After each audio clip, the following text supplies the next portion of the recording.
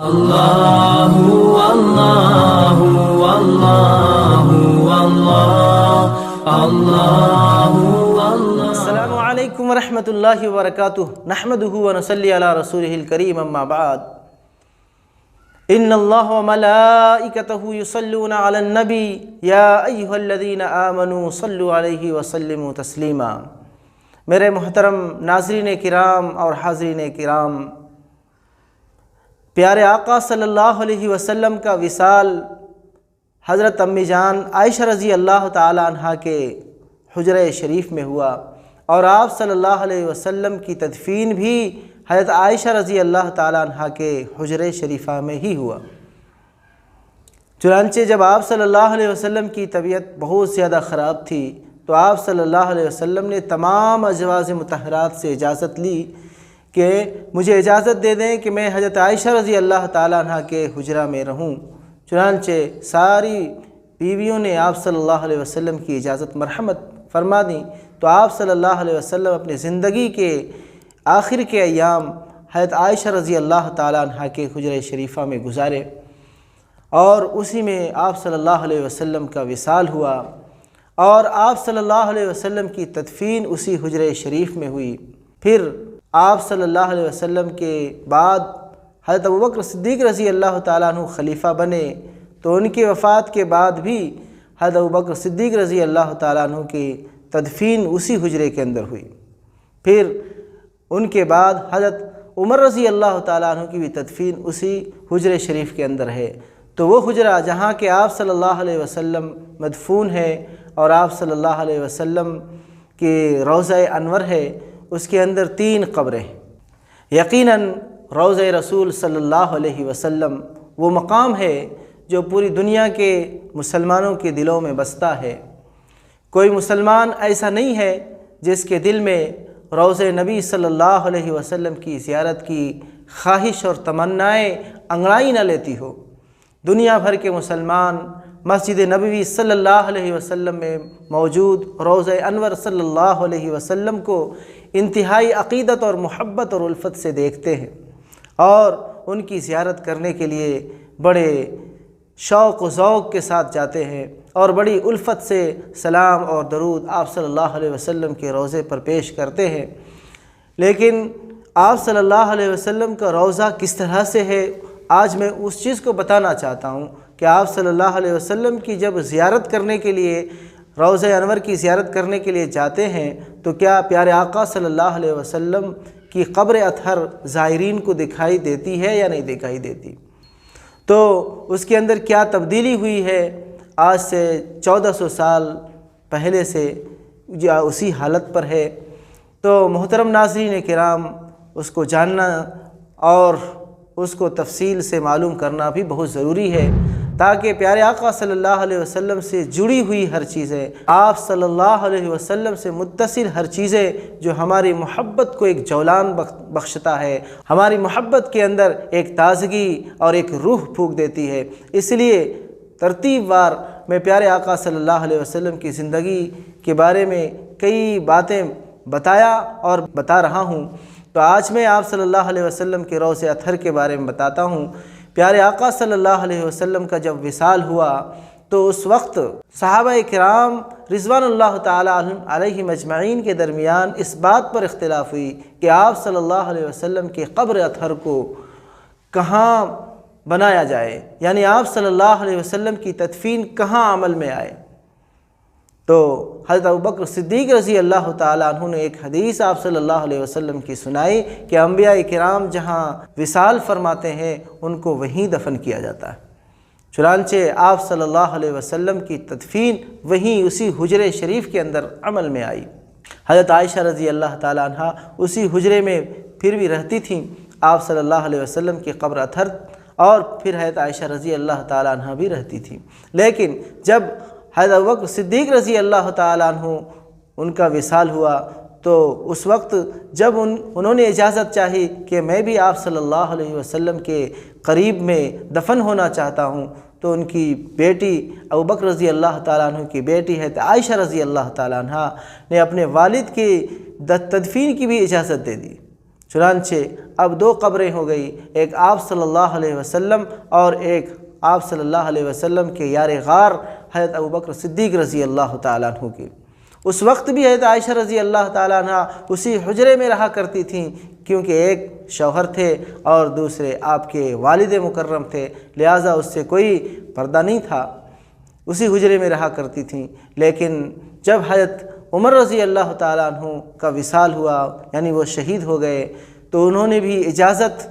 مانگی تھی اپنے بیٹے کے ذریعے سے کہ امی جان حضرت عائشہ رضی اللہ تعالیٰ عنہ سے میرے بھی دفن کی اجازت لے لینا، اگر وہ اجازت دے دے تو مجھے اسی میں تدفین کر دینا، اور اگر اجازت نہ دے تو عام مسلمانوں کے قبر جو جنت البقیع ہے اس میں دفن کر دینا۔ چنانچہ جب جنازہ ان کا تیار ہوا تو وہ جنازہ لے کر کے روضہ انور صلی اللہ علیہ وسلم یعنی حجرہ شریفہ کے پاس جنازہ رکھ دیا گیا، اور پھر حضرت عائشہ رضی اللہ تعالیٰ عنہ سے اجازت چاہی تو انہوں نے اجازت دے دی، اور پھر اس گھر کو انہوں نے خالی کر دیا، یعنی پردہ بیچ میں ڈال دیے، کیونکہ حضرت عمر رضی اللہ تعالیٰ عنہ اب محرم نہیں تھے والد صاحب کے سامنے اور اپنے شوہر عزیز یعنی پیارے آقا صلی اللہ علیہ وسلم کے سامنے تو پردہ نہیں ہے، لیکن حضرت عمر رضی اللہ تعالیٰ عنہ جب دفن ہوئے تو اب حضرت عائشہ رضی اللہ تعالیٰ عنہ پردہ کرنے لگی، اور بیچ میں اس روم کے درمیان ایک پردہ کھینچ دی، حائل کر دی۔ تو محترم ناظرین، اس حجرہ شریفہ کے اندر 3 قبریں ہیں، ایک پیارے آقا صلی اللہ علیہ وسلم کی، اور دوسری حضرت ابوبکر صدیق رضی اللہ تعالیٰ عنہ جو آپ صلی اللہ علیہ وسلم کے یار غار ہیں، اور تیسری قبر خلیفہ راشد حضرت عمر فاروق رضی اللہ تعالیٰ عنہ کی ہے۔ اب یہ تینوں قبریں کس طرح سے ہے تو اس کے بارے میں ابو داؤد شریف کے اندر ایک روایت ہے جس میں بتایا گیا ہے کہ حضرت ابوبکر صدیق رضی اللہ تعالیٰ عنہ کی جو قبر ہے وہ آپ صلی اللہ علیہ وسلم کے سرہانے ہیں، یعنی سر کے قریب ہے، اور آپ صلی اللہ علیہ وسلم کی جو قبر اطہر ہے وہ دیوار سے متصل ہے، اور آپ صلی اللہ علیہ وسلم کی قبر سے تھوڑا سا نیچے، یعنی آپ صلی اللہ علیہ وسلم کا جہاں شانہ مبارک آتا ہے اس کے قریب حضرت ابوبکر صدیق رضی اللہ تعالیٰ عنہ کی قبر ہے، تھوڑا پیچھے، اور پایتانے کے جانب آپ صلی اللہ علیہ وسلم کے جو قدم شریف ہیں، جس طرف آپ صلی اللہ علیہ وسلم کے پیر مبارک ہیں اس طرف حضرت عمر رضی اللہ تعالیٰ عنہ کی قبر ہے پیچھے میں۔ تو اس طرح سے 3 قبریں ہیں، اور جس راوی نے اس حدیث کو نقل کیا ہے حضرت ابوبکر صدیق رضی اللہ تعالیٰ عنہ کے وہ پوتے ہیں، انہوں نے بتلایا کہ آپ صلی اللہ علیہ وسلم کی قبر مبارک اور آپ کے اصحاب کی جو قبر ہے وہ زمین سے زیادہ اونچی نہیں ہے، بلکہ تھوڑی سی اونچی ہے، اور بالکل برابر بھی ہموار بھی نہیں ہے، اور ان قبروں پر سرخ رنگ کے کنکریاں بچھے ہوئے ہیں۔ تو اس طرح سے آپ صلی اللہ علیہ وسلم کی قبر اطہر ہے، اور اب وہاں تک پہنچنا یعنی آپ صلی اللہ علیہ وسلم کے قبر کو صدیوں سے لوگ نہیں دیکھیں۔ آج بھی زائرین جو جاتے ہیں، عمرہ کرنے والے، حج کرنے والے، وہاں سے فارغ ہو کر جب مدینہ شریف کو جاتے ہیں اور آپ صلی اللہ علیہ وسلم کے روضہ اطہر کی زیارت کرتے ہیں تو آپ صلی اللہ علیہ وسلم کا قبر اطہر نہیں دکھائی دیتا، بلکہ آپ صلی اللہ علیہ وسلم کے قبر اطہر سے جو قبر اطہر کے بعد بہت ساری دیواریں ہیں وہ دیواریں دکھتی ہے، اور وہ دیوار کے اندر جو پردہ لگایا ہوا ہے وہ پردہ دکھتا ہے، یعنی سنہرے جالی سے جب دیکھتے ہیں تو وہ پردہ دکھائی دیتا ہے۔ آپ صلی اللہ علیہ وسلم کی قبر اطہر اور اصحاب رسول صلی اللہ علیہ وسلم کی قبر نہیں دکھائی دیتے۔ اصل میں وہ ہے کیسا؟ تو ایک تو دیوار وہ ہے جو حضرت عائشہ رضی اللہ تعالیٰ عنہ کا شروع میں جو حجرہ تھا، وہ دیوار پہلے ستونوں کی تھی، لکڑی کے ستون کی، اور اسی طرح سے کچی تھی، لیکن حضرت عمر رضی اللہ تعالیٰ عنہ کے زمانے میں ان کو یعنی ان ستونوں کو نکال کر کے چاروں طرف سے دیوار دے دی گئی، اور پھر چھت بھی لکڑی کا بنایا گیا تھا۔ پھر بعد میں حضرت عمر بن عبدالعزیز رحمۃ اللہ علیہ کے زمانے میں جب یہ دیواریں بوسیدہ ہو گئی تھیں، کمزور ہو گئی تھیں، تو انہوں نے ان دیواروں کو پھر شہید کر کے پھر سے پختہ عمارت بنائی، پختہ دیوار دی، لیکن تعمیر اسی نہج پہ کی گئی اور اسی سطح پہ کی گئی جو پہلے تھی، یعنی اس کے اندر کوئی اضافہ نہیں کیا گیا۔ جہاں سے وہ دیوار تھی بس وہ دیوار کو ہٹا کر کے پختہ مضبوط پتھر کی دیوار دے دی گئی، کالے رنگ کے پتھر سے دیوار بنائی گئی، اور وہ ایسا ہی پتھر تھا جیسے خانہ کعبہ کے اندر پتھر ہے۔ اس لیے اس کو بنانے کے بعد پھر انہوں نے یہ کیا کہ تاکہ اس کی مشابہت خانہ کعبہ کے جیسے نہ ہو جائے تو 5 گوشہ ایک پھر دیوار دیا۔ حضرت عمر بن عبدالعزیز رحمۃ اللہ علیہ نے 5 گوشہ یعنی 5 کونے والی دیوار اس طرح سے تاکہ مشابہت خانہ کعبہ کے جیسے نہ ہو جائے، تو وہ اصلی دیوار جو پیارے آقا صلی اللہ علیہ وسلم کا حجرہ حضرت عائشہ رضی اللہ تعالیٰ عنہ کا حجرہ تھا، وہ اصل دیوار سے ہٹ کر کے بازو میں پھر 5 گوشہ ایک دیوار 5 طرف سے بنائی گئی۔ پھر اس کے بعد اور بھی ایک حصار اور ایک فصیل بنائی گئی، تو اس طرح سے 3 دیوار ہو گئے۔ اور پھر اس طرح سے ایک دیوار اور بھی جو کہ سنہری جالی کہتے ہیں وہ ہے۔ تو جب ہم دیکھتے ہیں زائرین جب زیارت کرنے کے لیے جاتے ہیں تو جو سنہرے جالی سے دیکھتے ہیں تو وہی دیواریں دکھتی اور ان دیواروں کے اندر کوئی دروازہ نہیں ہے۔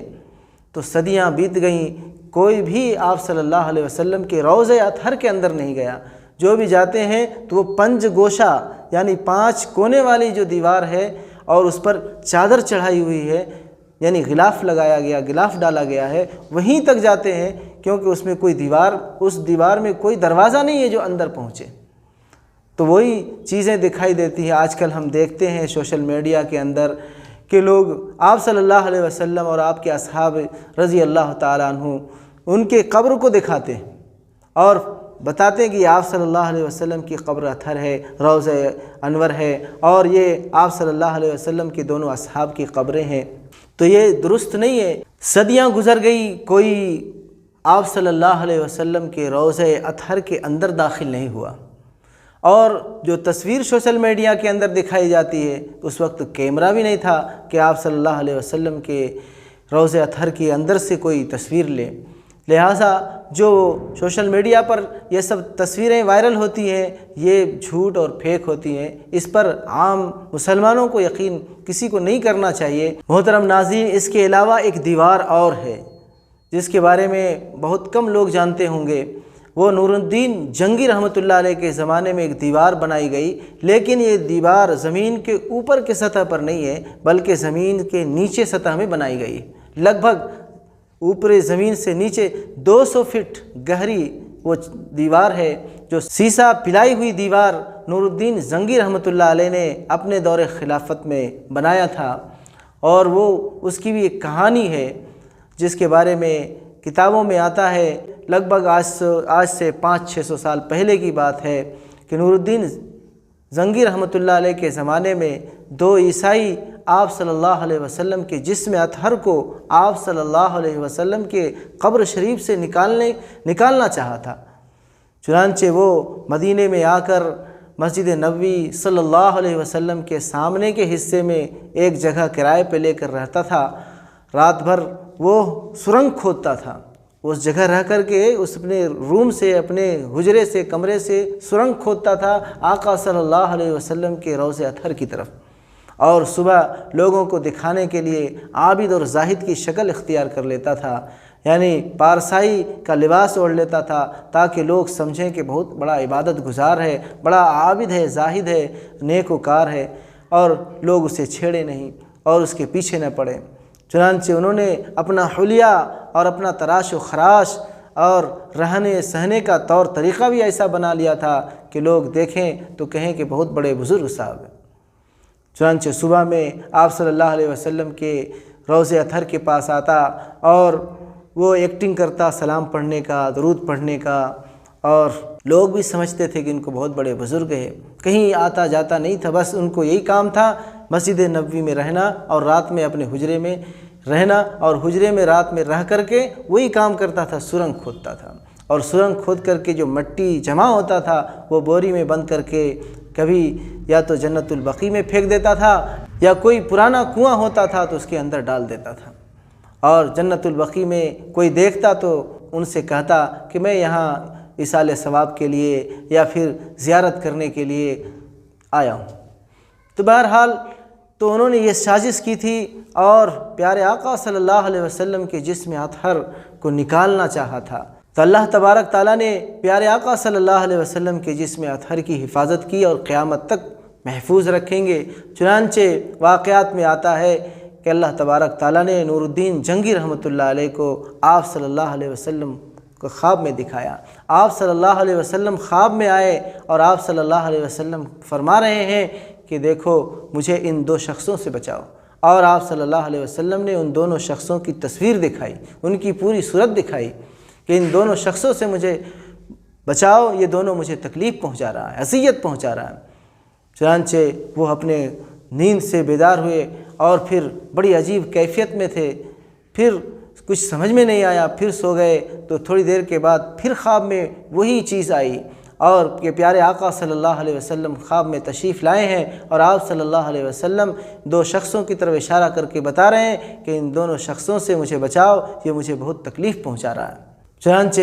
بہت گھبرا گئے، بہت بے چین ہوئے، لیکن سمجھ میں نہیں آیا کیا کرنا، کیا چیز ہے۔ پھر تھوڑی دیر کے لیے وہ سوئے، آرام کے لیے لیٹے، تو پھر تیسری مرتبہ بھی آپ صلی اللہ علیہ وسلم خواب میں تشریف لائے اور وہ دو شخصوں کی طرف اشارہ کر کے بتا رہے ہیں کہ ان دونوں شخصوں سے مجھے بچاؤ، یہ مجھے تکلیف پہنچا رہا ہے۔ چنانچہ اب تو نیند ان کی آنکھوں سے غائب ہو گئی اور وہ اپنے وزیر کے پاس گئے، جو ایک ان کا بہت بڑا وزیر تھا، بڑی دانشمند تھا، عقل مند تھا۔ ان کے پاس گئے اور انہوں نے اپنا خواب بتایا کہ میں اس طرح سے 3 مرتبہ خواب دیکھ چکا ہوں، لگتا ہے مدینہ میں کوئی چیز رونما ہوئی، لہٰذا ہمیں مدینہ چلنا چاہیے۔ چنانچہ انہوں نے بھی کہا ہاں جلدی چلیں۔ چنانچہ انہوں نے اپنے رخت سفر کو باندھا اور بہت سارے ساز و سامان لیا اور بہت سارے تحفے تحائف کی چیزیں لیے، بہت سارے اونٹ لیے اور پھر بہت سارے لوگوں کو لے کر کے مدینہ کی طرف روانہ ہوئے۔ جب مدینہ پہنچے تو پھر انہوں نے پورے مدینے والوں کے لیے اعلان کر دیا کہ ہم تمہارے لیے کچھ نہ کچھ تحفہ لے کے آئے ہیں اور ہر شخص آئے اور مجھ سے تحفہ لے کے جائے۔ چنانچہ ہر کوئی آتا اور ہر نور الدین جنگی رحمۃ اللہ علیہ سے تحفہ لیتا چلا گیا۔ پورے مدینے کے لوگ نے اپنے اپنے تحفے تحائف لے لیے، پھر لیکن وہ دو شخص جس کو آپ صلی اللہ علیہ وسلم نے خواب میں دکھایا تھا وہ نظر نہیں آئے۔ تو پھر انہوں نے نور الدین جنگی رحمۃ اللہ علیہ نے پوچھا کیا اور بھی کوئی باقی ہے یا پھر سب کے سب تحفے تحائف لے لیے؟ تو لوگوں نے کہا نہیں، اب تو سب ختم ہو گئے، سب لے لیے، البتہ 2 شخص باقی ہیں، وہ کہیں جاتے نہیں ہیں، وہ کسی کی دعوت میں شریک نہیں ہوتے ہیں، وہ دن رات ذکر و اذکار میں اور اللہ کی یادوں میں ڈوبے رہتے ہیں، وہ اپنے حجرے میں رہتے ہیں اور کہیں جاتے نہیں ہیں۔ چنانچہ نور الدین جنگی رحمۃ اللہ نے کہا کہ مجھے انہی دونوں شخص کی تلاش ہے، ان کو لایا جائے میرے سامنے۔ چنانچہ ان دونوں کو لایا گیا۔ جیسے ہی وہ نور الدین جنگی رحمۃ اللہ علیہ کے سامنے آئے تو انہوں نے پہچان لیا کہ یہ وہی 2 شخص ہے جو خواب میں آپ صلی اللہ علیہ وسلم نے مجھے دکھایا تھا۔ چنانچہ ان دونوں کو پکڑ لیا گیا، پھر ان سے پوچھا گیا کیا بات ہے، تم یہاں کیوں آئے ہو، کہاں سے آئے ہو؟ تو انہوں نے بتایا کہ میں فلاں جگہ سے آیا ہوں اور میں تو صرف زائرین کی طور پر ہوں، آپ صلی اللہ علیہ وسلم سے محبت کرتا ہوں، یہاں رہ کر کے عبادت کرنا چاہتا ہوں اور کوئی مقصد نہیں ہے۔ یعنی صفائی دیا، جھوٹ بولا وہ۔ لیکن حضرت نور الدین زنگی رحمۃ اللہ علیہ کو اس پر اعتبار نہیں ہوا۔ چنانچہ وہ جہاں رہتا تھا ان کے گھر گئے، ان کے روم پر گئے، ان کی بھی تلاشی لی تو کچھ بھی نظر نہیں آیا۔ ایک جگہ قرآن 2 رکھے ہوئے تھے اور جانماز رکھی ہوئی تھی اور کچھ نہیں تھا۔ چنانچہ ایک قالین بھی بچھا ہوا تھا، قالین کو ہٹایا گیا۔ جب قالین کو ہٹایا گیا تو دیکھا قالین کے نیچے ایک تختہ رکھا ہوا ہے۔ تختہ کو جب ہٹایا گیا تو اس کے اندر ایک سرنگ تھی جو پیارے آقا صلی اللہ علیہ وسلم کے مزار اقدس کی طرف، آپ کے روضہ انور کی طرف جا رہا تھا۔ چنانچہ وہ مجرم پکڑایا گیا اور ان کا جرم بھی ثابت ہوا کہ یہ جرم کیا کرنا چاہ رہا تھا۔ چنانچہ انہیں مارا گیا، پیٹا گیا، پھر پوچھا گیا کہ کیا مقصد ہے، تم یہ کیا کرنا چاہ رہے تھے؟ تو انہوں نے بتلایا کہ ہم اپنے بادشاہ کے ایما پر، ان کے اشارے پر آپ صلی اللہ علیہ وسلم کے جسم اطہر کو نکالنا چاہتے تھے اور ہم انہی کی طرف سے یہاں کام کرنے کے لیے آئے تھے، لیکن اللہ تبارک تعالیٰ نے میرے جرم کا پردہ فاش کر دیا۔ الغرض ان دونوں کو پیارے آقا صلی اللہ علیہ وسلم کے روضہ اطہر کے سامنے ہی موت کے گھاٹ اتارا گیا اور اس کے لاش کو پھر سپرد آگ کر دیا گیا، جلا دیا گیا، خاکستر کر دیا گیا۔ پھر حضرت نور الدین زنگی رحمۃ اللہ علیہ نے آپ صلی اللہ علیہ وسلم کے روضہ اطہر کے چاروں طرف خندق کھودی، گڈھا کھودے، اور پھر اتنا گڈھا لگ بھگ 200 فٹ اندر گہرائی تک پانی کی سطح تک کھدوائے، یعنی جہاں سے اب پانی نکلنا شروع ہو جائے وہاں تک کھدوائے، اور پھر اس میں سیسا